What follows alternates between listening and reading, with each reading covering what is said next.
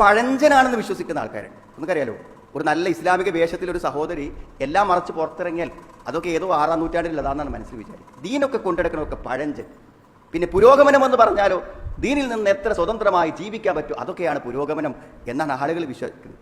പലപ്പോഴും ദാനധർമ്മങ്ങൾ ചെയ്യുന്നത് പോലും അതൊക്കെ അന്തല്ലാത്തതുകൊണ്ട് നമ്മളെ പിതാക്കൾ ചെയ്തതാണ്. അതാ പറഞ്ഞത്, അസ്ഹാബുൽ ജന്ന ഒരു തോട്ടക്കാരെ കുറിച്ച് പറയുന്നുണ്ടല്ലോ ഖുർആനിൽ.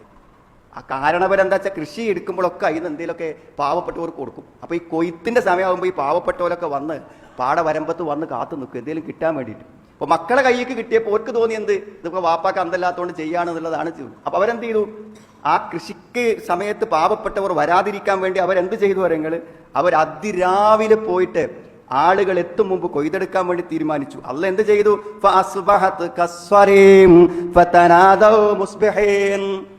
പടച്ചോൻ അതങ്ങോട്ട് കൊയ്ത് നശിപ്പിച്ച പോലെ ആക്കി. ചെന്നപ്പോൾ ഒന്നും കിട്ടിയില്ല. അതാണ് നമ്മുടെ മുമ്പ് ചെയ്തവർ ആ നന്മകളൊക്കെ പഴഞ്ചനാണെന്ന് വിശ്വസിക്കുക. സഹോദരങ്ങളെ, നല്ല ഇസ്ലാമികമായ വസ്ത്രധാരണത്തിന്റെ സംസ്കാരത്തിൽ നിന്ന് പോകുന്നുണ്ട്. ആണിനും പെണ്ണിനും ഒരേ വേഷം. അതാണ് രാവിലെ വരെ തുറന്നു കിടക്കുന്ന നമ്മുടെ തുണിക്കടകളിലൊക്കെ ആണിനും പെണ്ണിനും ഒരേ ടീഷർട്ടാണ്, ആണിനും പെണ്ണിനും ഒരേ വസ്ത്രമാണ്. അതിനെ ഞാൻ പ്രോത്സാഹിപ്പിക്കുന്നു. മാറണം നമ്മൾ.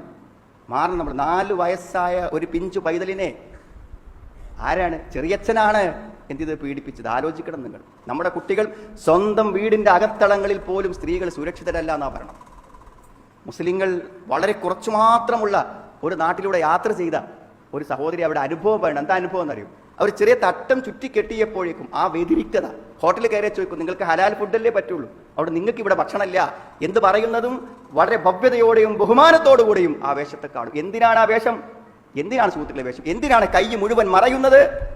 എന്തിനാണ് മുഖവും മുൻകൈയും ഒഴിച്ച് ബാക്കിയുള്ളതൊക്കെ എന്തിനാണ് നമ്മൾ മറക്കുന്നത്? നമ്മൾ ആലോചിക്കണം. യാ അയ്യുഹൻ നബിയു കുല്ലി അസ്വാജിക വബനാതിക വനിസാഇൽ മുഅ്മിനീൻ. പ്രവാചകരെ, താങ്കൾ പറയണം. അല്ലാഹുവിന്റെ റസൂലിനോട് നേരിട്ട് പറയാൻ പറയണം. ആരോട്? സ്വന്തം വീട്ടുകാരോട്, ഭാര്യയോട് പറയണം, മക്കളോട് പറയണം. സത്യവിശ്വാസികളായി അല്ലാഹുവിന്റെ റസൂലും വിശ്വസിച്ച മുഴുവൻ ആളുകളോടും പറയണം. എന്ത്? യുദ്നേന അലൈഹിന്ന മിൻ ജലാബീബിഹിൻ. ജിൽബാബുകളെ, അല്ല പറഞ്ഞ വാക്കിന്റെ അർത്ഥം ജിൽബാബ് എന്ന് പറഞ്ഞാൽ ഗൗണാണ്.